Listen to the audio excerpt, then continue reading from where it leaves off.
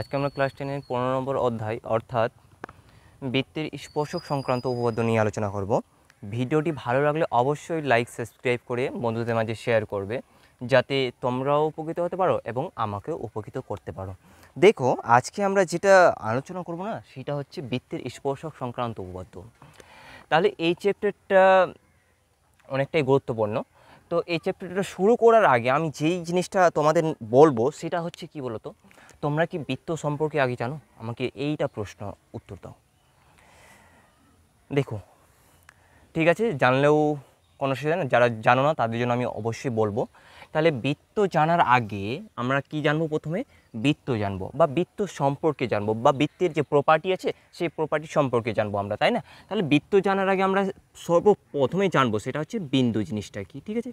বিন্দু জানবো, তারপরে আমরা যেটা জানবো সেটা হচ্ছে রেখা সম্বন্ধে জানবো, রেখা সম্বন্ধে জানবো, তাই না? তাহলে কী সম্বন্ধে? প্রথমে বিন্দু জানবো, তারপরে রেখা সম্পর্কে জানবো, তারপরে সরলরেখা সম্পর্কে জানবো, সরলরেখা সম্পর্কে জানবো, এবং তারপরে আমরা আসবো বৃত্ত সম্পর্কে। তাহলে ফার্স্ট আমরা কী নিয়ে আলোচনা করবো? বৃত্ত, দ্বিতীয়ত রেখা, তৃতীয়ত হচ্ছে সরলরেখা, এবং চতুর্থত হচ্ছে আমরা বৃত্ত নিয়ে আলোচনা করব বা সার্কেল নিয়ে আলোচনা করব, তাই তো?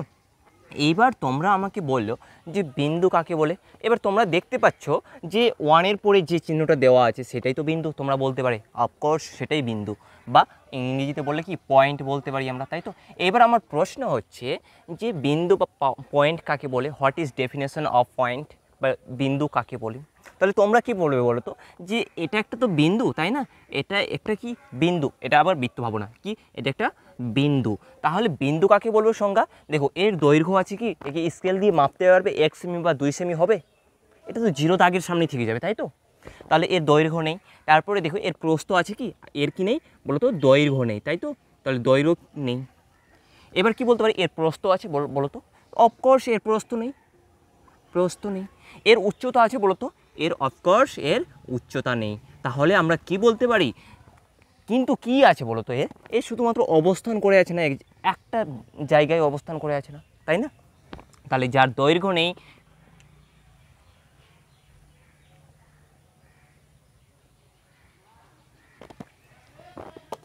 প্রস্থ নেই, উচ্চতা নেই, কিন্তু শুধুমাত্র অবস্থান আছে। কি আছে? অবস্থান আছে, তাই তো? অবস্থান আছে, তাকে আমরা কি বলবো? অবস্থান আছে, তাকে আমরা বলবো যে বৃত্ত। তাহলে বৃত্ত কাকে বলবো? যার, আমি এখানে লিখে দিচ্ছি, যার দৈর্ঘ্য নেই, প্রস্থ নেই, উচ্চতা নেই, কিন্তু শুধুমাত্র কি আছে? কিন্তু শুধুমাত্র অবস্থান আছে, তাকে আমরা কি বলবো? বিন্দু বলবো। তাকে বিন্দু বলবো বা বিন্দু বলে। তাহলে এই জিনিসটা ক্লিয়ার হলো, বিন্দু কাকে বলে। তাহলে সংজ্ঞাটা কী লিখবো? এইখান থেকে এতটা, যার দৈর্ঘ্য নেই, প্রস্থ নেই, উচ্চতা নেই, কিন্তু শুধুমাত্র অবস্থান আছে, তাকে আমরা বিন্দু বলবো। তাহলে বিন্দু দেখতে কীরকম হয়? একটা জাস্ট ফোঁটা দিয়ে দিলেই হয়ে যাবে, তাই না? মার্কারের সাহায্যে বা তোমাদের কলমের সাহায্যে একটা ফোঁটা দিয়ে দিলে সেইটা বিন্দু হয়ে যাবে। এবার কোথায় দিব ফোঁটা? এবার তোমাদের বইয়ের যেখানে খুশি দিতে পারো, যেরকম আমি এখানে দিয়েছি। এইবার চলে আসি রেখা কাকে বলে। What is definition of line, তাই তো? ইংলিশে একে কী বলা হয়? লাইন বলা হয়। রেখাকে কী বলা হয়? লাইন বলা হয়। তাহলে রেখা কাকে বলে? যদি আমরা দুটো বিন্দু নিই, কমপক্ষে কটা? দুটো বিন্দু নিতে হবে, মিনিমাম দুটো, ম্যাক্সিমাম অনেকগুলো নিতে পারো। তাহলে মিনিমাম যদি আমরা দুটো, এটা কার সংজ্ঞা হলো বলো তো? এটা বিন্দু কাকে বলে সংজ্ঞা হলো। তাহলে এই সংজ্ঞাটা তোমরা লিখে নিও।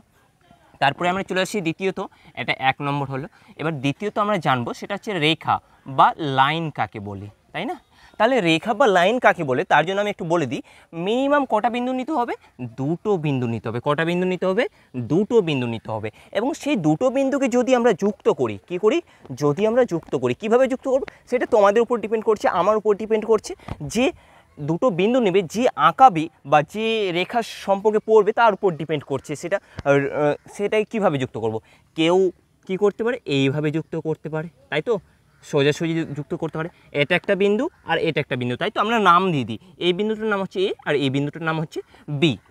এবং আরও দুটো বিন্দু নিয়েছি, এটা আমি করলাম। আবার কি কোনো সময় আমি কি করছি? এটা পি নাম নিয়েছি, এটা কিউ, দুটো বিন্দুর নাম নিলাম। এই দুটো বিন্দুকে কী করছি? আমি এইভাবে বাঁকা পথে যুক্ত করছি। তাহলে তো বলো তাহলে রেখা কাকে বলবো? যদি আমরা দুটো বিন্দু নিয়ে নিই এবং সেই দুটো বিন্দুকে যদি আমরা কলমের কালি দিয়ে যে যুক্ত করি বা কালি দিয়ে যুক্ত করি বা মার্কারের যে ইঙ্ক আছে সেই কালি দিয়ে যে যুক্ত করি, তাহলে যে চিত্রটা পাবো তাকে আমরা বলবো রেখা। তাহলে রেখা জিনিসটা ক্লিয়ার হলো। এবার রেখাটা কেউ সোজাসুজি যুক্ত করতে পারে, আবার কেউ বাঁকাভাবে যুক্ত করতে পারে, বক্রপথেও যুক্ত করতে পারে। আমার কথা ক্লিয়ার হলো। তাহলে রেখা কাকে বলবো? মিনিমাম দুটো বিন্দুকে যদি যুক্ত করা হয় তাহলে যে চিত্র পাওয়া যায় তাকে কী বলবো? আমরা রেখা বলবো। তাহলে রেখার সংজ্ঞাটা লিখে নিচ্ছি আমি, তাই না? ঠিক আছে, আমি দেখলাম যে ক্যামেরায় আসছে কিনা। ঠিক আছে, তাহলে কি বলতে পারি যে দুটি বিন্দুকে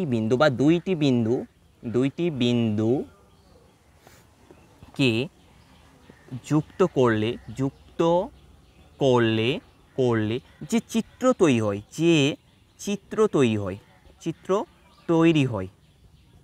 তৈরি হয় তাকে কি বলি? রেখা বলতে পারি। আমরা তাকে কি বলতে পারি? রেখা বলি বা that is called a line, তাই তো? তাহলে রেখা জিনিসটা ক্লিয়ার হলো। এবার রেখার ভাগ আছে, ঠিক আছে? রেখাকে বেসিক বা এরকম বলতে গেলে দুই ভাগ করা হয়। কয় ভাগে? দুই ভাগে। তাহলে রেখাকে কয় ভাগে ভাগ করা হয়? দুইটি ভাগে ভাগ করা হয় বা দুটি ভাগে ভাগ করা হয়। কী সেই দুইটি ভাগ? মানে রেখার দুইটি ছেলে মেয়ে আছে, একটা ছেলে একটা মেয়ে, তাই না? তাহলে রেখার কে কয়ভাবে ভাগ করে বললাম? দুই ভাগে ভাগ করা হয়। তাহলে এক ভাগটা কি? মানে দুটো ছেলে মেয়ে, মানে একটা ছেলে একটা মেয়ে আছে। তাহলে সেইটা প্রথম ছেলেটার নাম কি? ছেলেটার নাম হচ্ছে সরলরেখা। কি বললাম? সরলরেখা। তাহলে প্রথম ছেলেটার নাম কি? সরলরেখা। এবং মেয়েটার নাম কি? মেয়েটার নাম হচ্ছে বক্ররেখা। আমি ধরে নিচ্ছি বক্ররেখা, আবার তোমরা রাগ করবে না, ঠিক আছে? তোমার ছেলে মেয়ের কথা বলছি, ঠিক আছে? তাহলে আমি কি বললাম যে রেখাকে কয় ভাগ করা হয়? দুই ভাগে। একটা হচ্ছে সরলরেখা আর একটা হচ্ছে বক্ররেখা। তাহলে সরলরেখা কাকে বলবো? যদি দুইটি বিন্দুকে আমরা যদি সোজাসুজি স্ট্রেট লাইন দিয়ে যুক্ত করি তাহলে সেইটাকে আমরা বলবো সরলরেখা। আর যদি আমি বক্রপথে যুক্ত করি দুটো বিন্দুকে তাহলে সেটা বলবো বক্ররেখা। তাহলে সরলরেখার বক্ররেখা ক্লিয়ার হলো জিনিসটা। এইবার যখন আমি রেখার সম্পর্কে বললাম না যে আমি এইখানে একটা বিন্দু নিচ্ছি আর এইখানে একটা বিন্দু নিচ্ছি, এবার এই দুটো বিন্দুকে কি করছি? আমি যুক্ত করছি। এটা কি করেছি? আমরা সোজা লাইন দ্বারা যুক্ত করেছি। এবার আমাকে বললো যে এইখান থেকে এইটুকু দুটো বিন্দু নিয়েছি, মানে প্রথমে একটা বিন্দু নিচ্ছে, শেষে একটা বিন্দু নিচ্ছি। সেই দুটো বিন্দুকে যোগ করার ফলে যে চিত্রটা তৈরি হয়েছে তাকে বলবো সরলরেখা। এখানে রেখা বলতে পারি বা সরলরেখা, কারণ রেখাকে ভাগ করে তো হয়েছে সরলরেখা। তাহলে এটাকে সরলরেখা বলতে পারি। কেন? কারণ এটা সোজাসুজিভাবে যুক্ত হয়েছে, মানে সোজাসুজি অগ্রসর হয়েছে, সোজাসুজি গিয়েছে, তাই না? বা সরলরেখা বরাবর গিয়েছে। তাহলে বললো যে এই সরলরেখার উপর কতগুলো বিন্দু আছে বলো তো? এখানে একটা, এখানে অসংখ্য বিন্দু আছে না? অনেকগুলো বিন্দু আছে না? অনেকগুলোকে অঙ্কের ভাষায় কি বলা হয় বলো তো? অসংখ্য বলা হয়। অনেকগুলোকে অঙ্কের ভাষায় অসংখ্য বলা হয়। তাহলে এই যে একটা সরলরেখা নিলাম, এই সরলরেখার উপর কতগুলো বিন্দু আছে? না অসংখ্য বিন্দু আছে বা পয়েন্ট আছে অসংখ্য। তাহলে এই জিনিসটা ক্লিয়ার হলো রেখা সম্পর্কে। বক্ররেখার উপরেও সেই রকমভাবে অনেকগুলো অসংখ্য বিন্দু আছে। এইবার তোমাদের মাথায় একটা প্রশ্ন হতে পারে যে আপনি বললেন সরলরেখা কাকে বলে, বক্ররেখা কাকে বলে, ঠিক আছে আমি বললাম, কিন্তু তোমাদের এখানে যে প্রশ্ন হতে পারে, করবে অবশ্যই তোমরা, কি প্রশ্ন যাচ্ছে তোমাদের মাথায়? তো এইখান থেকে দুটো থেকে আমি যদি বলি এই সরলরেখা আর এই বক্ররেখা, মানে সরলরেখা এবং বক্ররেখার মধ্যে ডিফারেন্স কি, পার্থক্য কি? কি বলছি আমি? পার্থক্য কি? তোমাদের এটা কাজ থাকলো অবশ্যই তোমরা পার্থক্য দুটো সরলরেখার মধ্যে মিনিমাম 3টে পার্থক্য লিখবে এবং আমাকে কমেন্ট করে জানাবে যে এই সরলরেখা এবং বক্ররেখার মধ্যে পার্থক্য কি। ঠিক আছে, এইবার চলে আমি কিসে চলে আসবো? সরলরেখা হয়েছে, সরলরেখার মধ্যে আমরা রেখা সম্পর্কে জেনেছি, সরলরেখা সম্পর্কে জেনেছি, তারপরে আমরা এখানে বক্ররেখা সম্পর্কে জেনেছি। এবার আমরা কি সম্পর্কে জানবো? বৃত্ত সম্পর্কে জানবো বা বৃত্ত কাকে বলে। ঠিক আছে, আমি একটু বোর্ডটা ক্লিন করে নিচ্ছি, তারপরে আমি তোমাদের কাছে আসছি। সরলরেখা এবং বক্ররেখার মধ্যে মিনিমাম 3টে পার্থক্য তোমরা কমেন্ট করে জানাবে। তাহলে বৃত্ত সম্পর্কে চলে আসি। তাহলে বৃত্তর সংজ্ঞায় আমরা জানবো যে কোনো একটা নির্দিষ্ট, আমরা কি নিয়েছি? একটা বিন্দু নিয়েছি, কি করেছি? নির্দিষ্ট নিয়েছি। এবার আমি একটু বলে দিই যে নির্দিষ্ট কথার অর্থ কি। তাহলে নির্দিষ্ট মানে কি? একটা জিনিসকেই বোঝাবে। কি বোঝাবে? একটা জিনিসকেই বোঝাবে। যদি আমি নির্দিষ্ট বিন্দু বলি তাহলে একটা যে কোনো বিন্দুকে বোঝাবে। এখানে যদি আমি অনেকগুলো বিন্দু নিই তাহলে এর মধ্যে যে কোনো একটা বিন্দুকে বোঝাবে। নির্দিষ্ট মানে ঠিক করে দেওয়ার, মানে অ্যাকচুয়ালি বলে দেওয়া যে এইটাকেই বোঝাচ্ছে। আর কি বলতে পারি? মানে স্থির করা, মন স্থির করেছি যে আমি এই বিন্দুটা নিয়ে বৃত্ত আঁকাবো বা এই বিন্দুকে নিয়ে কাজ করব, তাই না? মন স্থির করে নিয়েছি। আমি যদি নির্দিষ্ট বিন্দুর কথা বলি তাহলে একটা বিন্দুকে নির্দিষ্ট বিন্দু বলবো। যদি নির্দিষ্ট দৈর্ঘ্য বলি, যে নির্দিষ্ট দৈর্ঘ্য বলি, আমি যদি নির্দিষ্ট দৈর্ঘ্য বলি তাহলে আমি যদি 5 সেমি নিই তাহলে 5 সেমি দৈর্ঘ্য নিয়েই কাজ করব। কী নেব? 5 সেমি দৈর্ঘ্য নিয়েই কাজ করব। যদি 6 সেমি বলি তাহলে 6 সেমি দৈর্ঘ্য নিয়েই কাজ করব। মানে নির্দিষ্ট একটা, মানে 5 সেমি নিয়ে কাজ করতে করতে হঠাৎ 6 সেমি নিয়ে কাজ করব না আমরা, ঠিক আছে? ওটা 5 সেমি নিয়ে কাজ করব, ঠিক আছে? দেখি নি ভিডিওটা চলছে নাকি অফ হয়ে গেছে। অফকোর্স ভিডিওটা চলছে, দেখো।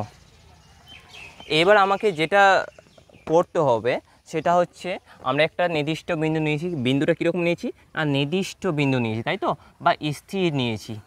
এইবার আমরা যে বিন্দুটা নিলাম সেটা বিন্দুটা কীরকম না স্থির বা নির্দিষ্ট একটা বিন্দু নিয়েছি।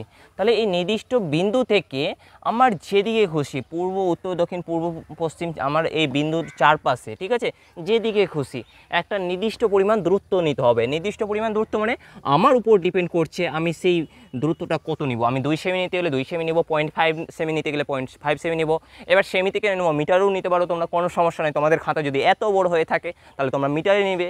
আমার বড় তো অনেকটাই ছোট, তাই না? সেজন্য আমি ইসে নিচ্ছি, সেমিতে নিচ্ছি।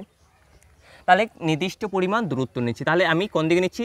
এদিকে নিচ্ছি। এবার কেউ বলতে পারো এটা একটা বিন্দু, তো এই বিন্দুর নাম দিচ্ছি আমি। কী নাম দেবো বলো তো? আমি ও নাম দিয়েছি। কী নাম দিচ্ছি? ও নাম দিচ্ছি। এই বিন্দুটা, এই বিন্দু থেকে কতটা নিলাম দূরত্ব? আমার ইচ্ছা খুশি নিয়ে নিলাম। আমি মাপলাম না, আইডিয়াই নিয়ে নিয়েছি 5 সেমি। ধরে নাও কত? 5 সেমি নিয়ে নিলাম। এবার তোমাদের একটা মাথায় প্রশ্ন হতে পারে যে স্যার আপনি এই দিকেই কেন নিলেন 5 সেমি, এই দিকে কেন নিলেন না, এই দিকে কেন নিলেন না, এই দিকে কেন নিলেন? তোমাদের ইচ্ছা খুশি যে দিকে নিতে পারো। আমি আরেক জায়গায় নিচ্ছি, যে এটা একটা বিন্দু নিলাম, এই বিন্দুর এই দিকে দূরত্বটা নিয়েছি, কি এই দিকে নিয়েছি, ঠিক আছে? এই দিকে 5 সেমি নিয়েছি বা 3 সেমি নিয়ে ধরে নাও, একটু ছোটো হচ্ছে তো 4 সেমি ধরে নিচ্ছি, ওকে। তাহলে এটা 5 সেমি নিয়েছি। তাহলে এইখান থেকে এই অবধি নিয়েছি। এইবার এইখানে যে আমি লাস্ট যে থেমেছি, এইখান থেকে এই দূরত্বটা কি করব? সর্বদাই স্থির রাখবো। সর্বদাই কি করব? স্থির রাখবো, বা সর্বদাই সমান দূরত্ব বজায় রেখে অগ্রসর হব, ঠিক আছে? এবার কোন দিকে অগ্রসর হবো? আমার যেদিকে খুশি। আমি ওপরের দিকে অগ্রসর হতে পারি বা নিচের দিকে অগ্রসর হতে পারি, যেই দিকে অগ্রসর হতে পারি কিনা। কোনো একটা নির্দিষ্ট বিন্দুকে কেন্দ্র করে নির্দিষ্ট পরিমাণ দূরত্ব নিয়ে বা সমান দূরত্ব নিয়ে বা সমান দূরত্ব বজায় রেখে যদি আমি অগ্রসর হতে হতে আবার যদি সেই প্রথম বিন্দুতে ফিরে আসি, তাকে আমরা বৃত্ত বলবো, বা যে চিত্র তৈরি হয় তাকে আমরা কি বলবো? বৃত্ত বলবো, বা বৃত্ত ডেফিনেশন বলতে পারি, বা বৃত্ত কাকে বলে এটাই বলবো আমরা। কি বলবো? যে কোনো একটা নির্দিষ্ট বিন্দুকে কেন্দ্র করে সমান দূরত্ব নিয়ে বা সমান দূরত্ব বজায় রেখে অগ্রসর হতে হতে হতে হতে যদি আবার সেই প্রথম বিন্দুতে ফিরে আসি, তখন যে চিত্রটা পাবো সেটাকে আমরা কি বলবো? বৃত্ত বলবো। তাই বোঝা গেল?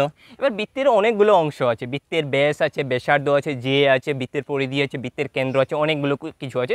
যখন আমরা বৃত্ত সম্পর্কে আলোচনা করব তখন সেই সব কিছু আলোচনা করব। আমি একটু সংক্ষেপে বলে দিচ্ছি, ঠিক আছে? আর এইখান থেকে এই বিন্দু নিয়েছিলাম, এই বিন্দুর নাম দিয়েছি এ।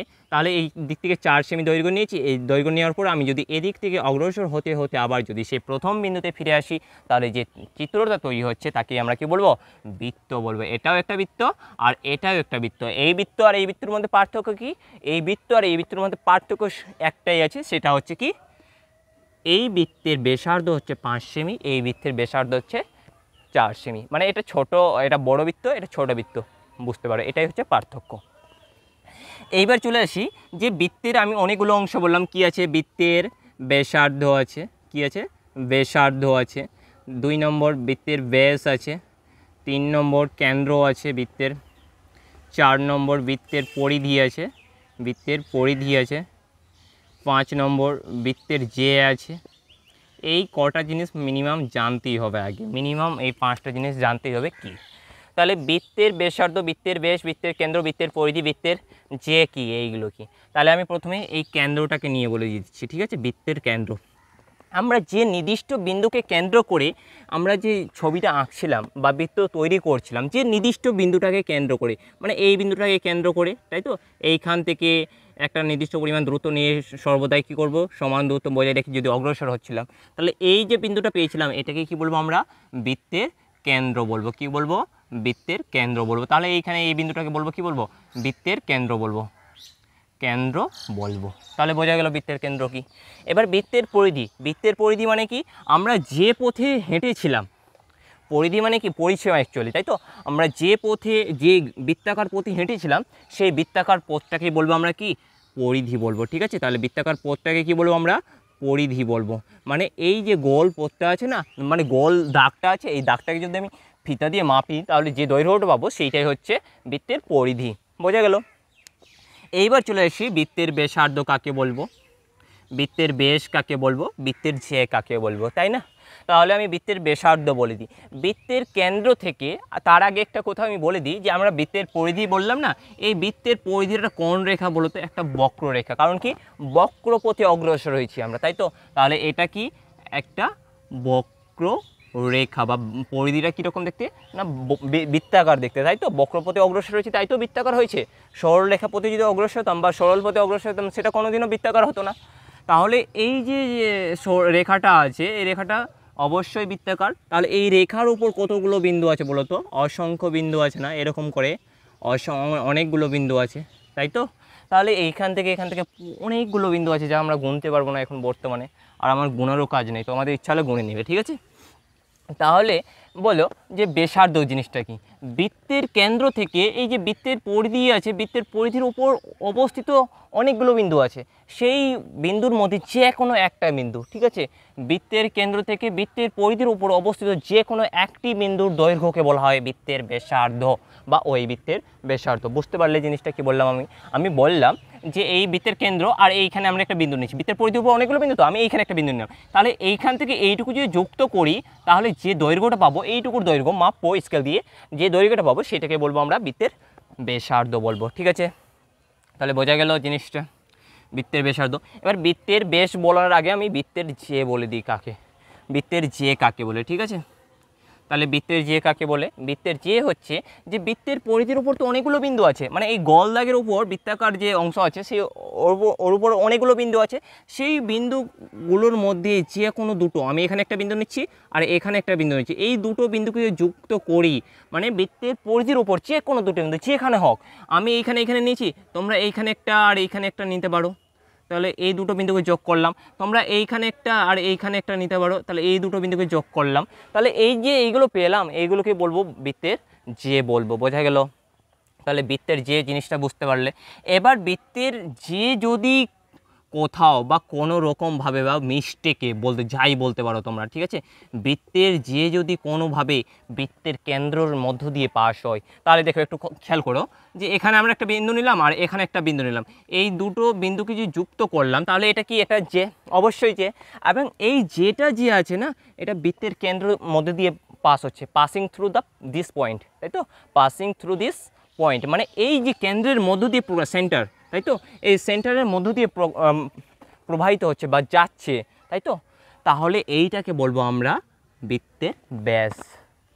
এটা অবশ্যই যে, ঠিক আছে, এটা অবশ্যই যে, বাট এটার আরেকটা নাম হচ্ছে ব্যাস। কারণ কি, কারণ হচ্ছে এটা বৃত্তের কেন্দ্রের মধ্য দিয়ে গেছে। এবার আমি এখানে একটা বিন্দু নিলাম আর এখানে একটা বিন্দু নিলাম, তাহলে এটার নাম কি, এটার নাম যে, বাট এটার নাম ব্যাস না। কারণ কি, এটা বৃত্তের কেন্দ্রের মধ্য দিয়ে যায়নি। এবার যদি আমি এইরকমভাবে একটা নিয়ে নিই, এইখানে একটা বিন্দু আর এখানে একটা বিন্দু, এই দুটো যোগ করি, তাহলে অবশ্যই এটা যে, এটা ব্যাস নয়। এবার যদি আমি এখানে একটা বিন্দু নিলাম আর এখানে একটা বিন্দু নিলাম, এই দুটো বিন্দুকে যদি যুক্ত করি তাহলে যে রেখাটা পাচ্ছি এটাকে কি বলবো, যে বলবো, তার সঙ্গে সঙ্গে আমরা কি বলবো, ব্যাসার্ধ, ব্যাস বলবো, ঠিক আছে, ব্যাসার্ধ না ব্যাস বলবো। তাহলে এই পাঁচটা জিনিস ক্লিয়ার হলো তো, ঠিক আছে। এবার আমরা যেটা নিয়ে আলোচনা করব সেটা হচ্ছে বৃত্তের স্পর্শক নিয়ে আলোচনা করব। দেখো বৃত্তের স্পর্শক, এইবার এতক্ষণ এত আলোচনা করার পর এবার আমরা আসছি বৃত্তের স্পর্শক বা বৃত্তের স্পর্শক জিনিসটা কি। তাহলে বৃত্তের স্পর্শক হচ্ছে, আমরা একটু বলে দিই স্পর্শক ইংরেজি কি, স্পর্শক ইংরেজি হচ্ছে ট্যানজেন্ট। কি বললাম, ট্যানজেন্ট। আর এই যে ট্যানজেন্ট বলছি না, এই ট্যানজেন্ট কথাটা এসছে ল্যাটিন শব্দ টঙ্গি থেকে, ঠিক আছে। কি শব্দ, ল্যাটিন শব্দ, ঠিক আছে, ল্যাটিন শব্দ টঙ্গি থেকে এসছে, যার মানে কি বলতো, স্পর্শ করা। কি করা, স্পর্শ করা বা ছুঁয়ে থাকা। কি বললাম, ছুঁয়ে থাকা। আর একটা কি বলতে পারি, আরেকটা বলতে টাচ করা বলতে পারি, টাচ করা। ট্যানজেন্ট কোথা থেকে এসছে, টঙ্গি থেকে এসছে। কোন শব্দ সেটা, টঙ্গি হচ্ছে ল্যাটিন শব্দ। ল্যাটিন শব্দ টঙ্গি মানে কি, স্পর্শ করা, মানে ছুঁয়ে থাকা বা টাচ করা, ইংলিশে বলতে গেলে টাচ করা, তাই না। এবার এই স্পর্শক বলছি, স্পর্শক আমরা কাকে বলবো, একটা সরলরেখাকে বলবো। কাকে বলবো, একটা সরলরেখাকে স্পর্শক বলবো। কখন সেই সরলরেখাটা এবার আমার প্রশ্ন হচ্ছে কখন বলবো এটা তাহলে একটা স্পর্শক? না, এটা কোনোদিনও স্পর্শক হতে পারে না। আমি বলছি যে এটাকে স্পর্শক বলবো। কখন বলবো স্পর্শক? কখন বলবো? প্রশ্ন কখন বলবো? যখন এই সরলরেখাটা এই বৃত্তকে স্পর্শ করে থাকবে। কি বললাম? এই বৃত্তকে স্পর্শ করে থাকবে, তাই না? এবার তো বৃত্তের তো অনেকগুলো অংশ আছে, বৃত্তের কেন্দ্র আছে, বৃত্তের ব্যাস আছে, বৃত্তের পরিধি আছে, তাই না? বৃত্তের যে আছে, তাহলে কোন অংশটাকে স্পর্শ করে থাকবে? না, বৃত্তের পরিধিকে স্পর্শ। 1 নম্বর প্রশ্ন, এটাকে আমরা কি বলবো? স্পর্শক বলবো। কখন স্পর্শক বলবো? এটা যখন বৃত্তকে স্পর্শ করে থাকবে। কোথায় বৃত্তকে স্পর্শ করে থাকবে? কোথায় মানে হচ্ছে এই বৃত্তের পরিধিকে স্পর্শ করে থাকবে। এবার বৃত্তের পরিধি তো এখান থেকে নিয়ে টোটালটা, তাই না? তাহলে এটা বৃত্তের পরিধির কোথায় স্পর্শ করে থাকবে? যে কোনো একটা বিন্দুতে স্পর্শ করে থাকবে। কোথায়? যে কোনো একটা বিন্দুতে স্পর্শ করে থাকবে। এই বৃত্তের উপর তো অসংখ্য বিন্দু আছে, তাই না? তাহলে এই বৃত্তের উপর কতগুলো বিন্দু আছে? অসংখ্য বিন্দু আছে। যখন অসংখ্য বিন্দু আছে তো আমি একটা বিন্দু নিলাম, এইখানে একটা বিন্দু নিচ্ছি, এইখানে, তাই তো? এইখানে একটা বিন্দু নিলাম এবং এই সরলরেখাটা কি করছে? এইখানে একটা বৃত্তটাকে স্পর্শ করে নিচ্ছে। তাহলে এই সরলরেখাটা এইখান থেকে উঠিয়ে আমি এইখানে বসিয়ে দিলাম। তাহলে এই সরলরেখাটা বৃত্তকে কোথায় স্পর্শ করছে? একটা বিন্দুতে, মিনিমাম একটা, ম্যাক্সিমাম একটা, অনেকগুলো বিন্দুতে করলে হবে না। দেখো এইখানে সরলরেখার উপর মনে করছি এখানে একটা বিন্দু আছে, এই বিন্দুটা হচ্ছে এই বিন্দুটা সরলরেখার উপর, আবার এই বিন্দুটা বৃত্তের উপরে অবস্থিত। মানে যে এই সরলরেখার উপর অবস্থিত একটা বিন্দু, মানে এটা একটা সরলরেখা নিচ্ছি, এই সরলরেখার উপর অসংখ্য বিন্দু আছে, তো যে কোনো আমি এই বিন্দুটা নিলাম, আর বৃত্তের উপর অসংখ্য বিন্দু আছে, আমি একটা বিন্দু নিচ্ছি এবং এই বিন্দু আর এই বিন্দু যদি যুক্ত হয়, শুধুমাত্র আমি যে বিন্দুর কথা বলবো, আমি যদি এটা বলতে পারি তাহলে এটা, তাহলে আমি বলি এটা তো এটা, আমি বলি এটা তো এটা, যে কোনো একটা বিন্দু, এখানে একটা বিন্দু আর এখানে একটা বিন্দু সেম হওয়া চাই। মানে এই বিন্দুর সঙ্গে শুধু এই বিন্দু মিশবে এবং পরের যে বিন্দুগুলো আছে, পরের বিন্দুগুলোর সঙ্গে এই পরের বিন্দুগুলো মিশবে না। বোঝা গেল? তাকেই আমরা স্পর্শক বলবো। তাহলে স্পর্শক কাকে বলবো? একটা সরলরেখাকে স্পর্শক বলবো। স্পর্শক কিছু না, স্পর্শক মানে কি? ছুঁয়ে থাকা। কাকে ছুঁয়ে থাকবে? না, বৃত্তকে ছুঁয়ে থাকবে। বৃত্তের কোথায় ছুঁয়ে থাকবে? না, একটা বিন্দুতে ছুঁয়ে থাকবে। বোঝা গেল আমার কথা? মানে এই বিন্দুটা এই সরলরেখার উপরেও আছে, আবার এই বৃত্তের উপরেও আছে, শুধুমাত্র এই বিন্দুটা, এবং বাকি যতগুলো বিন্দু আছে সরলরেখার উপর, সবগুলো বিন্দু কি আছে? বৃত্তের বাইরে দিকেও আছে, তাই তো? বোঝা গেল এই জিনিসটা? প্রচুর গরম, তাই না? এবার দেখো তাহলে বৃত্তের স্পর্শ কাকে বলবো? যদি আমি একটু তার আগে বলে দিই, সাধারণ কথাটা, সাধারণ কথাটা তোমরা অনেকবার পাবে, ঠিক আছে? তো সাধারণ কথাটা তোমরা অনেকবার পাবে অঙ্কের ক্ষেত্রে, উপপাদ্যের ক্ষেত্রে। তাহলে এই সাধারণ কথাটাকে একটু জেনে নাও। তাহলে সাধারণ কাকে বলবো? সাধারণ মানুষ কাকে বলবো? যে মানুষ কি না দুইজনের কাজ করবে, ঠিক আছে, তাকে সাধারণ মানুষ বলবো। একটা চেয়ার আছে, মনে করো এখানে একটা চেয়ার রাখা আছে, এই চেয়ারটাকে কখন সাধারণ বলবো? যখন এই চেয়ারটা দুজনের কাজ করবে, মানে কি ওই চেয়ারের উপর দুইজন ব্যক্তি যখন বসে থাকবে, তখন ওই চেয়ারটাকে বলবো সাধারণ চেয়ার। যে একজন বসে থাকলে বলবো না। কারণ কি? কারণ যে চেয়ার বা যে মানুষ বা যে গাছ দুইজনের কাজ করবে, মিনিমাম দুইজনের কাজ, ম্যাক্সিমাম অনেকগুলো করতে পারে, দুইজনের কাজ করবে, তখন তাকে সাধারণ বলবো। এবার যে বিন্দু, সাধারণ বিন্দু কখন বলবো? যে বিন্দু দুইজনের কাছে থাকবে বা দুইজনের কাজ করে দিবে, তাকে আমরা বলবো সাধারণ বিন্দু। এবার একটু খেয়াল করো যে এই সরলরেখার উপরে এই বিন্দু, বা এই সরলরেখার উপর এই বিন্দু, আর এই সরলরেখার এই বিন্দু, আর এই বৃত্তের উপর এই বিন্দু, দুটো বিন্দু তো সেম, কারণ একটা বিন্দুর উপরেই আছে। তাহলে এই বিন্দুটা খেয়াল করো, এই বিন্দুটা বৃত্তের উপর অবস্থিত আছে, আবার এই বিন্দুটা এই সরলরেখার উপর অবস্থিত আছে, তাই তো? তাই তো তাহলে এই বিন্দুটাকে কি বলবো? সাধারণ বিন্দু বলবো। সাধারণ বিন্দু বলবো। কি বিন্দু বলবো? সাধারণ বিন্দু বলবো। এবার চলে আসি স্পর্শক কাকে বলে সংজ্ঞাটাই, ঠিক আছে? স্পর্শক কাকে বলে? What is definition of tangent, তাই তো? স্পর্শক কাকে বলে? যদি কোনো একটি সরলরেখা এবং একটি বৃত্তের, যদি কোনো একটি সরলরেখা এবং কোনো বৃত্তের একটি মাত্র সাধারণ বিন্দু থাকে, তখন তাকে আমরা কি বলবো? সাধারণ। এই মিস্টেক হয়ে গেছে, সাধারণ, তাই তো? সাধারণ। যদি কোনো সরলরেখা এবং কোনো বৃত্তের একটি মাত্র সাধারণ বিন্দু থাকে, তখন সেই সরলরেখাটিকে ওই বৃত্তের আমি স্পর্শক বলবো। তাহলে সংজ্ঞাটা আমি লিখে নিই। তাহলে কি বলতে পারি সংজ্ঞাটায়? আমি বলতে পারবো যে যদি কোনো একটি সরলরেখা, তাই তো? কোনো একটি সরলরেখা ও কোনো বৃত্তের একটি মাত্র সাধারণ বিন্দু থাকে, সাধারণ বিন্দু থাকে তখন সেই সরলরেখাটিকে তোমরা লিখে নেবে, সরলরেখাটিকে স্পর্শক বলে, বা that is called a tangent, তাই তো, স্পর্শক বা ট্যানজেন্ট বলে, বোঝা গেল? তাহলে এইভাবে স্পর্শকের সংজ্ঞা না অনেকভাবে দেওয়া যায়, আমি যদি বলি অনেকভাবে কীভাবে দেওয়া যেতে পারে আমি বলছি। কিভাবে দিব, যে এটা একটা বৃত্ত আছে, তো বৃত্তের পরিধি, এটা বৃত্ত, তো বৃত্তের পরিধি মানে কি, এই গোল অংশটা, এই বৃত্তের পরিধির উপর যে কোনো একটা বিন্দু, তো অসংখ্য বিন্দু আছে, যে কোনো একটা বিন্দুতে যদি আমরা লম্ব অঙ্কন করি, ঠিক আছে, লম্ব অঙ্কন করি, তখন তাকে আমরা বলবো, এখান থেকে আমরা যদি লম্ব অঙ্কন করি তাহলে এইরকম দেখতে হবে, তাই না? এখান থেকে ব্যাসার্ধ অঙ্কন করে নেব, আমরা সেটা শিখবো কীভাবে স্পর্শ অঙ্কন করতে হয়, সেটা আমরা 17 নম্বর অধ্যায়ে শিখবো, বৃত্তের স্পর্শক অঙ্কনে শিখবো, সম্ভবত মেবি 17 নম্বর অধ্যায়, তাই তো। তাহলে বৃত্তের যে স্পর্শক আছে সেটা কীভাবে অঙ্কন করব, বৃত্তের পরিধির উপর কী করতে হয়, একটা 90 ডিগ্রি অঙ্কন করতে, মানে এই কোণটা হচ্ছে 90 ডিগ্রি। তখন যে এই লম্বটা অঙ্কন করছি না, এই যে এই রেখাটাকে তখন কী বলবো, আমরা স্পর্শক বলবো।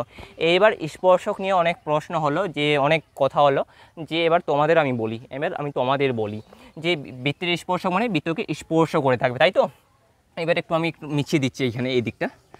এইবার আমি কতগুলো লিখছি, কতগুলো তোমাদের প্রশ্ন জিজ্ঞেস করছি, তোমরা অবশ্যই কমেন্ট করে জানাবে। এটা একটা বৃত্ত, আর এটা একটা বৃত্ত, ঠিক আছে। এই বৃত্তটা দেখো এখানে একটা সরলরেখা আছে, এই বৃত্তটার ক্ষেত্রে দেখো এখানে একটা সরলরেখা আছে, আর এইটা দেখো এটা একটা সরলরেখা আছে, তাই তো। এটা এ বৃত্ত, বি, সি কেন্দ্রীয় বৃত্ত, এগুলো হচ্ছে সরলরেখা, মানে 3টে ছবি আছে, ঠিক আছে, 3টে ছবি আছে। তাহলে বলো তো এই বৃত্তের ক্ষেত্রে এই সরলরেখা কি স্পর্শক হবে, আমাকে বলো, তোমরা অবশ্যই কমেন্ট করে জানাও। অফকোর্স হবে না, কেন? কারণ এই সরলরেখা আছে, বৃত্তকে ছেদ করে চলে গেছে, কী করে চলে গেছে, ছেদ করে গেলে হবে না, স্পর্শ করে যেতে হবে, ঠিক আছে। আর এবার বি কেন্দ্রীয় বৃত্তের ক্ষেত্রে দেখো এই সরলরেখাটা স্পর্শই করেনি, সেটা তাহলে কীভাবে স্পর্শক হবে, তাই না? তাহলে বি কেন্দ্রীয় বৃত্তে এই সরলরেখাটা স্পর্শক আমরা বলতে পারবো না, ঠিক আছে। এবার সি কেন্দ্রীয় বৃত্তটাকে দেখো, যে এই সি কেন্দ্রীয় বৃত্তে একটা বিন্দুতে, দুটো বিন্দুতে হলে স্পর্শক হলে হবে না, সেটা দুটো যদি বিন্দুতে হয় তাহলে এই যে সরলরেখাটা আছে সেটা বেঁকে যাবে, ঠিক আছে, সেটা কোনোদিনও সম্ভব না, তখন আর সেটা সরলরেখাই হবে না। দুটো বিন্দু সরলরেখা না হলে সেটাকে আমরা স্পর্শকই বলতে হবে না, স্পর্শক হতে গেলে সরলরেখা হতে হবে, বক্ররেখা হলে চলবে না, ঠিক আছে। তাহলে এটা কি হবে, এটা সেই কেন্দ্রবৃত্তের স্পর্শক হবে। তাহলে জিনিসগুলো ক্লিয়ার হলো, স্পর্শক জিনিসটা ক্লিয়ার হলো, সাধারণ বিন্দু ক্লিয়ার হলো, স্পর্শক কাকে বলে ক্লিয়ার হলো। তাহলে স্পর্শক কাকে বলে সংজ্ঞা অনেকভাবে দেওয়া যায়। আরেকভাবে কি বলতে পারি, যে বৃত্তের পরিধির উপর যে কোনো একটি বিন্দু যদি আমরা লম্ব অঙ্কন করি তাহলে সেই লম্বটিকে আমরা বলবো স্পর্শক, ঠিক আছে। তোমরা সংজ্ঞা পরীক্ষায় আসবে না, ঠিক আছে। তাহলে এইটুকু জিনিস ক্লিয়ার হলো। এইবার আমরা যেটা নিয়ে আলোচনা করব, যে স্পর্শককে কীভাবে ভাগ করা হয় ও কী কী। স্পর্শকের ভাগটা, প্রথম ভাগটা হচ্ছে স্পর্শকে এক ভাগে করা হয়, মানে ভাগটাই অ্যাকচুয়ালি এক ভাগে করা হয়, মানে স্পর্শকের ভাগ নাই, স্পর্শকের ভাগটাই বা প্রকারভেদটাই একভাবে করা হয়। মানে স্পর্শকের কটা ছেলে, বলতে পারো একটাই ছেলে। কটা ছেলে? একটাই ছেলে। কি সেটা স্পর্শকের একটা ছেলে? সেটা হচ্ছে সাধারণ স্পর্শক। কি বললাম? সাধারণ স্পর্শক। তাহলে স্পর্শকের কটা ছেলে? একটাই ছেলে, সেটার নাম কি? সেটা হচ্ছে সাধারণ স্পর্শক। তাহলে সাধারণ স্পর্শক কাকে বলবো, বা সাধারণ স্পর্শক জিনিসটা কি? আমি সাধারণ কথাটা একটু বললাম, সাধারণ কথাটা কি, ঠিক আছে। তোমরা শুনতে পাচ্ছ না ক্লিয়ার, সেটা আমাকে একটু জানাবে, ঠিক আছে। এবার দেখো সাধারণ, তাই তো, আমি সাধারণ কাকে বলবো? সাধারণ যখন সেই জিনিসটাকে বলবো সাধারণ, যে জিনিসটা দুজনের কাজ করবে, তাই তো। তাহলে সাধারণ স্পর্শক কাকে বলবো? যখন দুইজন ব্যক্তির কাজ করবে। সেই দুইজন ব্যক্তি কী হবে? স্পর্শ কার হয় বলো তো? বৃত্তের হয় না? বৃত্তের হয়। তাহলে দুইজন বৃত্তের কাজ করবে, মানে দুইজন বৃত্তেরকে স্পর্শ করে থাকবে, তখন আমরা কি বলবো? সাধারণ স্পর্শক বলবো। কীরকম সেই ব্যাপারটা দেখো, আমি স্পর্শকের ডেফিনেশনটা মিছিয়ে দিচ্ছি, মিছিয়ে দেওয়ার পর আমি করছি। কিছু নাই আমার কাছে বর্তমানে, রুমালটাও যে কোথায় রেখেছি, ঠিক আছে, আমি হাতে মিছিয়ে নিচ্ছি। দেখো এটা একটা বৃত্ত আছে আর এটা একটা বৃত্ত আছে, ঠিক আছে। একটু খেয়াল করো যে আমি এখানে একটা স্পর্শ অঙ্কন করেছি, ঠিক আছে, এখানে একটা স্পর্শ অঙ্কন করলাম, ঠিক আছে। তাহলে দেখো এইটা কি বলতো?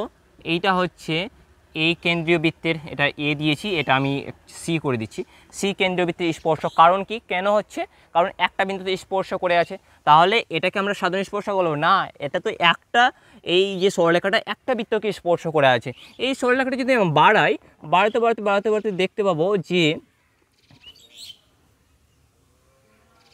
এইখানে একটা বিন্দুতে স্পর্শ করছে না, আমি জোর করে স্পর্শ করে দিয়েছি, ঠিক আছে, জোর করে দিচ্ছি স্পর্শক। এবার বলতে পারেন যে স্যার আপনি জোর কেন করবেন, ঠিক আছে, আমি করে দিলাম, তোমরা করবে না, ঠিক আছে। তাহলে দেখো যে এইটা যে সরলরেখাটা আছে না, এই সরলরেখাটা কী আছে বলো তো, সি কেন্দ্রীয় বৃত্তে, এটা একটা বৃত্ত, এটা হচ্ছে ডি কেন্দ্রীয় বৃত্ত, এটা একটা, এই যে সরলরেখাটা, এই সরলরেখাটা কি, এই সি কেন্দ্রীয় বৃত্তের স্পর্শক। কারণ কি, কারণ হচ্ছে ছেদ করে যায়নি, এখানে মিস্টেক হয়েছে, ছেদ করে যায়নি, একটু ভালো করে দেখবে, যে আমি হাতে করছি তো সমস্যা হচ্ছে, তাই যখন আমরা রুল কম্পাসের সাহায্যে শিখবো কীভাবে ড্র করতে হয়, অঙ্কন করতে হয়, তখন আমরা বলবো। তাহলে দেখো যে এই কেন্দ্রীয় বৃত্তের বা সি কেন্দ্রীয় বৃত্তের এইটা সরলরেখাটা একটা বিন্দুতে স্পর্শ করেছে, তাহলে এটা কি বলবো, এইটাকে এই কেন্দ্রীয় বৃত্তের স্পর্শক বলবো। আবার কি, যখন ডি কেন্দ্রীয় বৃত্তের ক্ষেত্রে দেখো যে এই বৃত্তের পরিধি একটা বিন্দুতে এই সরলরেখাটা স্পর্শ করেছে, তাই তো, তাহলে এই কেন্দ্রীয় বৃত্তের স্পর্শক হচ্ছে এইটা। তাহলে এই স্পর্শকটা দুইজনের কাজ করেছে না, এই স্পর্শকটা, এই সরলরেখাটা এর বৃত্তের স্পর্শক, এই বৃত্তের স্পর্শক, আবার এই সরলরেখাটা এই বৃত্তের স্পর্শক। সরলরেখায় তো স্পর্শক বলো, কখন যখন বৃত্তকে স্পর্শ করে থাকবে, তাহলে এই সরলরেখাটা কি হচ্ছে, এই দুটো বৃত্তকে স্পর্শ করে আছে, তাহলে এটাকে কি বলবো আমরা, সাধারণ স্পর্শক বলবো। কি বলবো, সাধারণ স্পর্শক বলবো, বা সাধারণ স্পর্শক জিনিসটা ক্লিয়ার হলো। কাকে বলবো, যখন দুটো বৃত্তকে দুটি পৃথক পৃথক বিন্দুতে স্পর্শ করে থাকবে তখন তাকে সাধারণ। তাহলে সাধারণ স্পর্শের সংজ্ঞা কি বলবো আমরা, তাহলে সাধারণ স্পর্শের সংজ্ঞা বলতে পারি, যদি কোনো একটি সরলরেখা দুটি বৃত্তকে পৃথক পৃথক পৃথক দুটি বিন্দুতে যদি স্পর্শ করে থাকে তখন তাকে আমরা বলবো সাধারণ স্পর্শক। তাহলে আমি সংজ্ঞাটা লিখে নিই। তা আমি সংজ্ঞাটা লেখার চেষ্টা করছি, একটু দেখো, তোমরা ভুল হলে অবশ্যই বলবে, ঠিক আছে, হাতের লেখা চিনতে পারছো কিনা তোমরা একটু জানাবে, ঠিক আছে, না চিনতে পারলে একটু কষ্ট করে বোঝার চেষ্টা করবে, নাহলে আমি পরের ভিডিওতে অফকোর্স বলে দেওয়ার চেষ্টা করবো। যদি কোথাও তোমাদের অসুবিধা হয় বুঝতে, তাহলে আমাকে বলবে, আমি পরের ভিডিওতে কমপ্লিট করার চেষ্টা করবো সেটা। তাহলে সাধারণ স্পর্শক, তাই তো, বারবার আমি ভুল করে দিচ্ছি, লিখছি না, কিছু অংশ লিখছি, ছেড়ে দিচ্ছি। তাহলে সাধারণ স্পর্শক কাকে বলবো, যদি কোনো স্পর্শক বা যদি কোনো সরলরেখা, যদি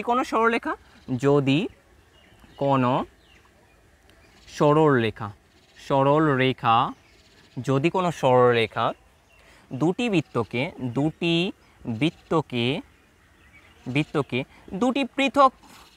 দুটি পৃথক বা ভিন্ন ভিন্ন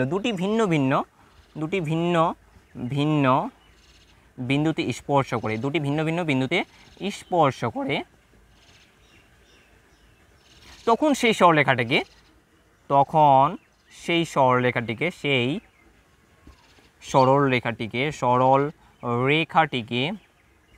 হাতের লেখা একটু চিনে নেবে, ঠিক আছে, কষ্ট করে একটু বুঝে নেবে, সরলরেখাটিকে সাধারণ স্পর্শক বলবো, সাধারণ স্পর্শক বলে বা বলবো, তাই তো, বলে। তাহলে কি বললাম, যদি কোনো সরলরেখা দুটি বৃত্তকে, এটা একটা সরলরেখা দুটি বৃত্তকে, এটা একটা বিন্দু আর একটা বিন্দু, দুটো আলাদা বিন্দু, তো এই বিন্দু আর এই বিন্দু আলাদা বিন্দু, কারণ এখানে ওই আলাদা, তাহলে দুটো বিন্দুকে দুটি ভিন্ন ভিন্ন বিন্দুতে স্পর্শ করে তখন এই রেখাটাকে বলবো বা এই সরলরেখাটাকে বলবো সাধারণ স্পর্শক। তাহলে সাধারণ স্পর্শকের সংজ্ঞা হলো। এবার সাধারণ স্পর্শকের কতগুলো শর্ত আছে, দেখো কি কি শর্ত আমাকে জানতে হবে, ঠিক আছে। আমি এই পার্টটা আমরা মিছিয়ে দিচ্ছি, ঠিক আছে, এইগুলো তো আমাদের জানা হয়ে গেছে, তো আমি একটু মিছিয়ে দেওয়ার চেষ্টা করছি। তাহলে সাধারণ স্পর্শকের সংজ্ঞাও আমরা মিছিয়ে দিচ্ছি। 1 নম্বর শর্ত যেটা জানতে হবে, যে সাধারণ স্পর্শকের সংখ্যা মানে কটা, মানে দুটো বৃত্তর মধ্যে যদি দুটি বৃত্ত পরস্পরকে স্পর্শ করে তাহলে কটা সাধারণ স্পর্শক হবে। 1 নম্বর শর্ত কি, যদি দুটি বৃত্ত স্পর্শ না করে তাহলে সংখ্যা, কার সংখ্যা, সাধারণ স্পর্শকের সংখ্যা, এই ছবিটাও মিছিয়ে দিচ্ছি, না করে তাহলে সাধারণ স্পর্শকের সংখ্যা, স্পর্শক সংখ্যা, কোন স্পর্শক না, সাধারণ স্পর্শক সংখ্যা, সাধারণ এখানে সাধারণ লিখি, সাধারণ স্পর্শক সংখ্যা আমরা এখানে লিখব, ঠিক আছে। যদি দুটি বৃত্ত পরস্পরকে স্পর্শ না করে, মানে দেখো এটা একটা বৃত্ত আর এটা একটা বৃত্ত, দেখো স্পর্শ করেছে কোথাও? স্পর্শ করেনি, তাহলে কটা সাধারণ স্পর্শক হবে? আমরা এই দিক থেকে একটা সাধারণ স্পর্শক অঙ্কন করতে পারি, আমরা নিচের দিক থেকে একটা সাধারণ স্পর্শক অঙ্কন করতে পারি, তাই তো? তাহলে দুটো হলো। এবার যদি আমরা কোণাকোণিভাবে চেষ্টা করি তাহলে এইভাবে করে একটা সাধারণ স্পর্শক অঙ্কন করতে পারবো, এইভাবে করে একটা সাধারণ স্পর্শক অঙ্কন করতে পারবো। এবার বলতে পারি যে এগুলো সাধারণ স্পর্শক হচ্ছে কেন? কারণ দেখো এটা একটা সাধারণ স্পর্শক, কারণ কি এই বিন্দুতে এই বৃত্তকে স্পর্শ করেছে এই বিন্দুতে, তাহলে এই সরলরেখাটাকে দুটো বৃত্তকে দুটি পৃথক পৃথক বিন্দুতে স্পর্শ করেছে। আবার এই সরলরেখাটা দেখো, এই সরলরেখাটাও কী করেছে? দুটো বৃত্তকে পৃথক পৃথক বিন্দুতে, এই একটা বিন্দু আর এই একটা বিন্দুতে স্পর্শ করেছে। এবার বলতে পারো যে এগুলো হলো স্যার, ঠিক আছে, কিন্তু এই কোণাগুলো কেন হবে এইভাবে? একটু খেয়াল করো যে এখানে ছেদ করে চলে যায়, ছেদ করে গেলে হবে না। এইখানে এই সরলরেখা, এই যে এই একটা সরলরেখা, এই সরলরেখাটা কী হচ্ছে যে এইখানে একটা বিন্দুতে স্পর্শ করেছে আর এইখানে এই বৃত্তকে এই একটা বিন্দুতে স্পর্শ করেছে, ঠিক আছে? তাহলে দেখো কোনো সরলরেখা যদি দুটি বৃত্তকে, দুটি পৃথক পৃথক বৃত্তকে, দুটি আলাদা বৃত্তকে যদি দুটি বিন্দুতে স্পর্শ করে তখন তাকে তো স্পর্শক বলবো। তাহলে এখানে একটা হলে সেরকমভাবে এদিক দিয়ে একটা হবে, এদিক দিয়ে একটা হবে, তাহলে কটা হবে? সাধারণ স্পর্শক সংখ্যা 4টি হবে। তাহলে প্রশ্ন আসতে পারে যদি দুটি বৃত্ত পরস্পরকে স্পর্শ না করে তাহলে সাধারণ স্পর্শকের সংখ্যা কটি হবে? তাহলে 4টি হবে। এবার দ্বিতীয় শর্ত হচ্ছে যদি দুটি বৃত্ত স্পর্শ করে তাহলে বহি স্পর্শ করে। কি স্পর্শ করে? বহি স্পর্শ করে, আমি লিখে দিচ্ছি বাইরের দিক থেকে স্পর্শ করে, বহি স্পর্শ করে, তাহলে সাধারণ স্পর্শকের সংখ্যা কটা? তাহলে আমি ছবিটা মিশিয়ে দিয়ে আমি দুটো বৃত্তকে স্পর্শ করে দিচ্ছি, ঠিক আছে? যদি তোমরা কোথাও বুঝতে অসুবিধা হয় অবশ্যই কমেন্ট করে জানাবে, ঠিক আছে? আমি আবারও বোঝানোর চেষ্টা করব, ঠিক আছে, যতটুকু পারি, ঠিক আছে? তাহলে দেখো এটা একটা বৃত্ত আর এখান থেকে আমি একটা বৃত্ত করছি, এইখানে স্পর্শ করাচ্ছি, দুটো বৃত্তকে কি করছি? স্পর্শ করাচ্ছি আমি, ঠিক আছে? তাহলে দেখো এই দুটো বৃত্ত, এটা হচ্ছে এ কেন্দ্রীয় বৃত্ত আর এটা হচ্ছে বি কেন্দ্রীয় বৃত্ত। দুটো বৃত্ত কোথায় স্পর্শ করেছে? এইখানে একটা বিন্দু নিয়েছি, পি বিন্দুতে স্পর্শ করেছে। যদি দুটি বৃত্ত বহিঃস্পর্শ করে মানে বাইরের দিক থেকে স্পর্শ করেছে তাহলে কোটা সাধারণ স্পর্শক হবে? আমি বলতে পারি এইখানে একটা, উপরের দিকে একটা হবে স্যার, নিচের দিকে একটা হবে স্যার, ঠিক আছে? এবার আমি যদি দুটো তো হচ্ছে, এবার যদি আমি এইখানে একটা পি বিন্দুতে স্পর্শক অঙ্কন করি তাহলে এটা কি সাধারণ স্পর্শক হবে? তোমরা ভেবে বলো। অফকোর্স হবে। কেন হবে আমি কারণটা বলছি।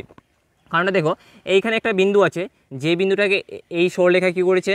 এই বৃত্তকে স্পর্শ করেছে, এই বৃত্তটাকে স্পর্শ করেছে।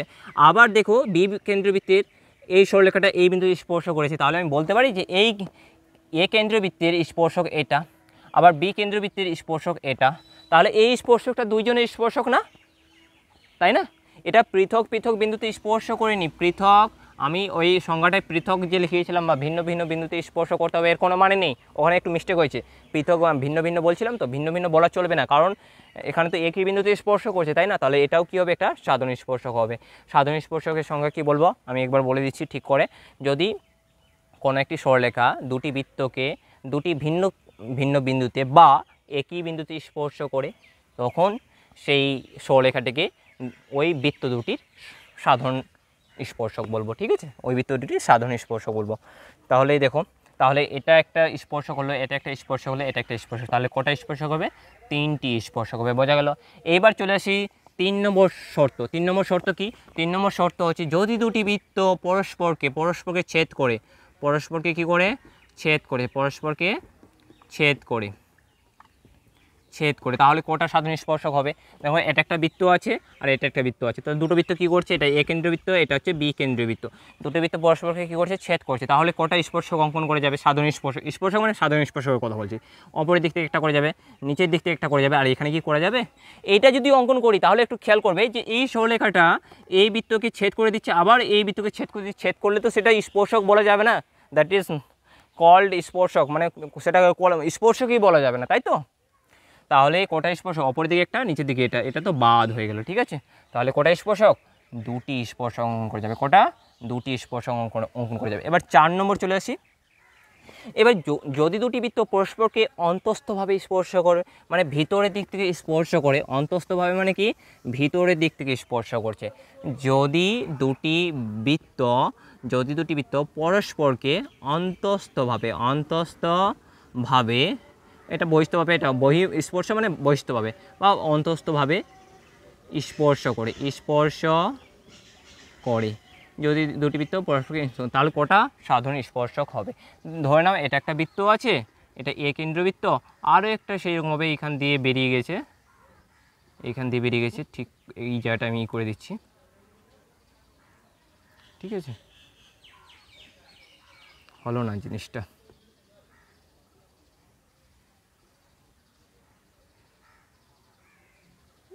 দেখো এই বিন্দুতে স্পর্শ করেছে, তাহলে কটা সাধারণ স্পর্শক হবে? আমি যদি ওপরের দিকে একটা স্পর্শ অঙ্কন করি, তাহলে এটা এ কেন্দ্রবৃত্তে, আরেকটা এই ছোটো বৃত্তটার নাম হচ্ছে বি কেন্দ্রবৃত্ত, এটা ছোট বৃত্তটা, ঠিক আছে, এই বৃত্তটার কেন্দ্র হচ্ছে এইটা, ঠিক আছে, আর বড় বৃত্তটার কেন্দ্র হচ্ছে এইটা, আমি বড় করে রেখে দিচ্ছি, ঠিক আছে, আর এটা বিটাকে আমি ছোট করে দিচ্ছি, বি কেন্দ্রবৃত্ত। তাহলে যদি আমি উপরের দিকে একটা স্পর্শ অঙ্কন করি, তাহলে এটা কি, এটা এ কেন্দ্রবৃত্তে স্পর্শ হচ্ছে, কিন্তু বি কেন্দ্রবৃত্তকে স্পর্শ করছে না, তাহলে এটা সাধারণ স্পর্শ হবে না। সাধারণ স্পর্শ মানে কি, সেই সরলরেখাটা বলবো, সেই যে সরলরেখাটা দুটো বৃত্তকে স্পর্শ করতে হবে, আর নিচের দিক থেকে করি তাহলে হচ্ছে না। যদি আমি এইভাবে করে অঙ্কন করি তাহলে কি হচ্ছে, এই বি কেন্দ্রবৃত্তের এটা স্পর্শ, কারণ এই বিন্দুতে স্পর্শ করছে, কিন্তু এ কেন্দ্রবৃত্তকে কী করছে, ছেদ করে চলে যাচ্ছে এই সরলরেখাটা, তাহলে এটাকে সাধারণ স্পর্শক বলতে পারবো না, কারণ দুটো বৃত্তকে স্পর্শ করে থাকতে হবে, তাই না? আমি যদি এই দিক থেকে অঙ্কন করার চেষ্টা করি, তাহলে একটু খেয়াল করবে যে এই যে সরলরেখাটা আছে, বি কেন্দ্রবৃত্তকে এই বিন্দুতে ছেদ করেছে, স্পর্শ করেছে, আর এ কেন্দ্রবৃত্তকে এই বিন্দুতে স্পর্শ করেছে, মানে এই একটা বিন্দুতে স্পর্শ করেছে, তাহলে এই সরলরেখাটা কী বলবো, সাধারণ স্পর্শক বলবো। তাহলে অন্ততভাবে স্পর্শ করলে সেটা কটা স্পর্শক হবে না, একটি স্পর্শক হবে, ঠিক আছে। তাহলে এই চারটা দিয়ে একটা প্রশ্ন আসতে পারে তোমাদের, সাধারণ স্পর্শক সংখ্যা বের করে। এবার আমি বললাম যে সাধারণ স্পর্শকে কয় ভাগ করা হয়, এক ভাগে ভাগ করা হয়। এবার সাধারণ স্পর্শককেও আবার দুই ভাগে ভাগ করা হয়। কয় ভাগে ভাগ করা হয়, দুই ভাগে ভাগ করা হয়। এটা গেল আমার সাধারণ স্পর্শকের গল্প, ঠিক আছে। কি গেল, এই চারটা প্রশ্ন লিখে নাও, কিন্তু প্রশ্ন এবং লিখে নাও। এখান থেকে হতে পারে প্রশ্ন হতে পারে, যদি দুটি বৃত্ত পরস্পরকে স্পর্শ না করে তাহলে সাধারণ স্পর্শকের সংখ্যা কটি, চারটি হবে, এখানে তিনটি হবে, এখানে দুটি হবে, এখানে একটি হবে, তাহলে বোঝা গেল। এবার সাধারণ স্পর্শকে কয় ভাগ করা হয়, দুই ভাগ করা হয়। একটা হচ্ছে সরল সাধারণ স্পর্শক, একটা হচ্ছে সরল সাধারণ স্পর্শক, আর একটা হচ্ছে তির্যক সাধারণ সাধারণ স্পর্শক, ঠিক আছে। আমি সরল সাধারণ স্পর্শক না লিখে টিক চিহ্ন দিয়ে দিলাম, আর তির্যক সাধারণ স্পর্শক না লিখে সাধারণ স্পর্শক টিক চিহ্ন দিয়ে দিই, ঠিক আছে, বুঝে নাও। একটা সরল, একটা তির্যক, তাহলে সরল কাকে বলবো আর তির্যক কাকে বলবো সেইটা আমরা জানবো। এবার এরকম চারটা হলো, তো আরও চারটা হবে সরল সাধারণ স্পর্শক। এবার কার কথা বলবো, সরল সাধারণ। এই জিনিসটা হয়ে গেছে, তো এই জিনিসটা এবার মিছিয়ে দাও, ঠিক আছে। এই জিনিসটা কী করো, মিছিয়ে দাও। আমি মিছাচ্ছি না, দুই ভাগে ভাগ করাই, এটা আমি মিছিয়ে দিচ্ছি। এইখানে মিছিয়ে দেওয়ার পর আমি এখানে চারটা 8টা 12টাকে আমি একবারই দেখানোর চেষ্টা করছি, ঠিক আছে। কীভাবে দেখানো যায় দেখি। সাধারণ স্পর্শক,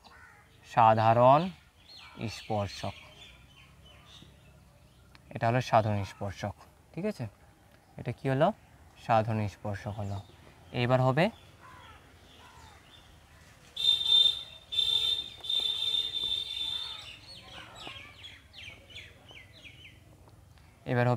সরল সাধারণ স্পর্শক,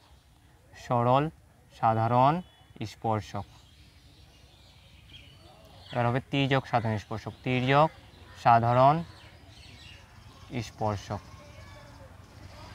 সাধারণ স্পর্শক কয় ভাগ করা হয়, সাধারণ স্পর্শক দুই ভাগ, একটা সরল সাধারণ স্পর্শক, একটা তির্যক সাধারণ স্পর্শক।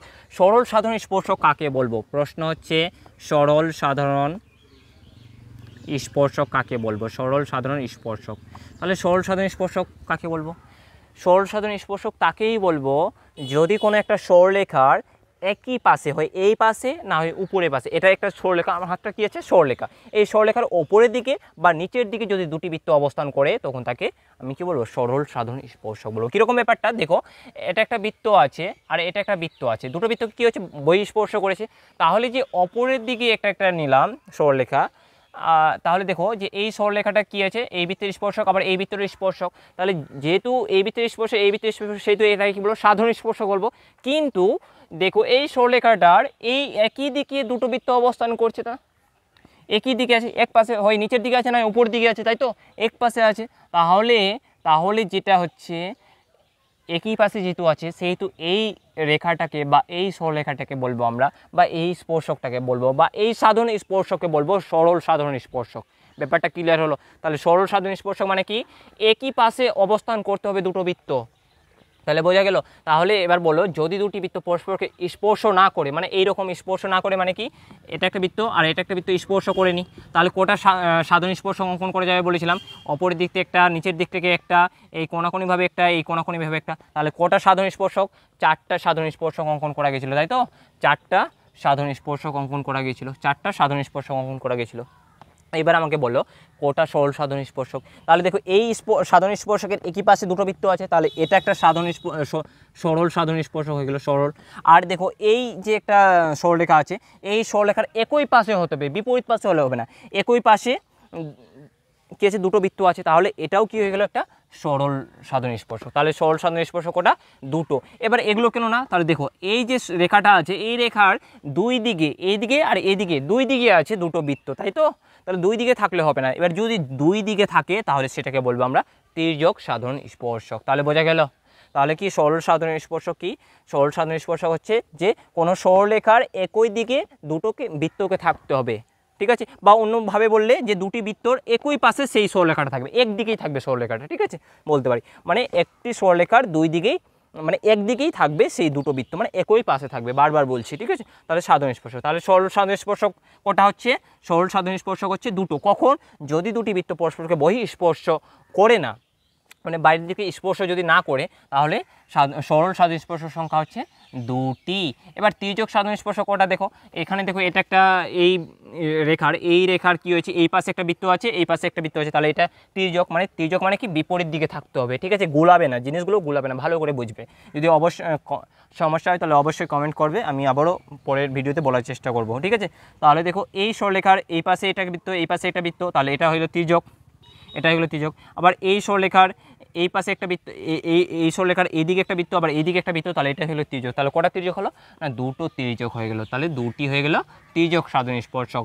এবার যদি দুটি বৃত্ত বহিঃস্পর্শ করে, মানে বাইরের দিক থেকে স্পর্শ করে, তাহলে কোটা আমার সরল সাধারণ স্পর্শক হবে আর তির্যক সাধারণ স্পর্শক। এটা একটা বৃত্ত আর এটা একটা বৃত্ত কি করেছে, স্পর্শ করেছে। কোথায় স্পর্শ করেছে না, এই একটা বিন্দুতে স্পর্শ করেছে। তাহলে কোটার সাধারণ স্পর্শক ছিল তিনটা। কি কি সাধারণ স্পর্শ ছিল? এটা একটা সাধারণ স্পর্শক, এইভাবে একটা সাধারণ স্পর্শক ছিল, আর এইভাবে একটা সাধারণ স্পর্শক ছিল। তাহলে আমাকে বলো এখানে কোটা সরল সাধারণ আছে আর কোটা তির্যক। তাহলে দেখো এই সরলরেখার একই পাশে দুটো বৃত্ত আছে, এই দুটো বৃত্ত আছে, তাহলে এটা একটা সরল সাধারণ হয়ে গেল। এই সরলরেখার উপরের দিকে, মানে একই পাশে আছে দুটো বৃত্ত, তাহলে এটা হয়ে গেলো সরল সাধারণ। তাহলে কোটা হলো সরল সাধারণ দুটি হলো। আর এই যে এটা আছে, এটার তো বিপরীত, এইদিকে একটা বৃত্ত, এইদিকে একটা বৃত্ত আছে, দুই দিকে, তাহলে কোটা হয়ে গেল তির্যক সাধারণ, একটা হয়ে গেল তির্যক সাধারণ স্পর্শক। এবার চলে আসি 3 নম্বর শর্ত। কী আছে, যদি দুটি বৃত্ত পরস্পরকে ছেদ করে দেয়, কী করে দেয়, ছেদ করে দেয়, তাহলে কোটা সরল সাধারণ স্পর্শক হবে, তাই না? তাহলে এটা একটা বৃত্ত আর এটা একটা বৃত্ত পরস্পরকে ছেদ করে দিয়েছে, তাহলে কোটা সরল সাধারণ স্পর্শক হবে। তাহলে দেখো এইভাবে একটা উপরে দিকে গেল, নিচে একটা এইভাবে গেল, দুটো সরল সাধারণ হলো। আর মিডিলে তো এটা তো হবে না, কারণ কি দুটো বৃত্তকে ছেদ করে যাচ্ছে, তাহলে কোটা দুটো সরল সাধারণ। কোটা হচ্ছে দুটো সরল সাধারণ। বাট তির্যক সাধারণ স্পর্শক কোটা হচ্ছে একটাও হচ্ছে না, শূন্যটি, তাই তো? একটাও না। বোঝা গেল আমার কথা? তাহলে শূন্যটি। এবার 4 নম্বর শর্ত কি, যদি দুটি বৃত্ত পরস্পরকে অন্তস্থভাবে স্পর্শ করে, মানে ভিতরের দিক থেকে দুটো বৃত্ত যদি স্পর্শ করে, তাহলে কোটা আমার সরল সাধারণ হবে আর তির্যক সাধারণ হবে। তাহলে এটা একটা বৃত্ত, আর এই বৃত্তকে আবার এইখান দিয়ে একটা বৃত্ত স্পর্শ করেছে। এটা একটা ছোট বৃত্ত বি, আর এটা বড় বৃত্তটার কেন্দ্র হচ্ছে এ, ঠিক আছে? বড় বৃত্তটার কেন্দ্র হচ্ছে এ। এই ছোট করে লিখছি আমি, আর এটাকে আমি বড় করে দিচ্ছি, ঠিক আছে? এটা হচ্ছে বড় বৃত্তের কেন্দ্র, এটা হচ্ছে ছোট বৃত্তের কেন্দ্র। কোথায় স্পর্শ করেছে না, আমি এই বিন্দুতে স্পর্শ করেছে মনে করছি, তাহলে কোথায় সাধারণ স্পর্শক অঙ্কন করে যাবে, একটা সাধারণ স্পর্শক অঙ্কন করে যাবে। তাহলে এই সাধারণ স্পর্শকটা কী হবে, সরল হবে না তির্যক হবে? ভাবো তো, দেখো এই বৃত্তের একই পাশে দুটো বৃত্ত আছে না, এইদিকেই দুটো বৃত্ত আছে না, তাহলে এটা কোথাও হয়ে যাবে সরল সাধারণ স্পর্শক হয়ে যাবে, মানে একটি সরল সাধারণ স্পর্শক হবে। আর তির্যক সাধারণ স্পর্শক হবে কি না, হবে না, শূন্যটি। তাহলে বোঝা গেল আমার প্রশ্ন। এইখানে দেখো, এইখানে 4টা, এইখানে 4টা, এইখানে 4টা, কটা হলো 8, 12টা প্রশ্ন হলো। 12টা প্রশ্ন তোমরা অবশ্যই করবে। সরল সাধারণ স্পর্শক কাকে বলে আমি সংজ্ঞাটা লিখলাম না, আমি বলে দিচ্ছি, আর তির্যক সাধারণ স্পর্শকের সংজ্ঞাটা আমি বলে দিচ্ছি। তোমরা অবশ্যই লিখে আমাকে কমেন্ট করবে, দিয়ে আমাকে জানাবে তোমরা কীরকম বুঝতে পারলে ভিডিওটা। এটা আমার ফার্স্ট ভিডিও ক্যামেরার সামনে এসে, নাহলে আমি খাতাই করাই। এরপরে থেকে যতগুলো ভিডিও আসবে আশা করি সব বোর্ডের মাধ্যমেই আসবে। তাহলে সরল সাধারণ স্পর্শক কাকে বলবো, যদি কোনো সরলরেখা বা যদি কোনো স্পর্শকের একই পাশে দুটি বৃত্ত অবস্থান করে, একই পাশে দুটি বৃত্ত অবস্থান করে, এটা একটা বৃত্ত আর এটা একটা বৃত্ত, এই বৃত্তে যদি একই পাশে দুটি বৃত্ত অবস্থান করে তখন তাকে সরল সাধারণ স্পর্শক বলবো। আর যদি কোনো সাধারণ স্পর্শকের মানে যদি কোনো সাধারণ স্পর্শকের একই পাশে দুটো বৃত্ত অবস্থান করে তখন তাকে সাধারণ স্পর্শক বলবো। আর বিপরীত পাশে অবস্থান করলে, বিপরীত দিকে অবস্থান করলে তখন তাকে তির্যক সাধারণ স্পর্শক বলবো। অবশ্যই করবে, ঠিক আছে?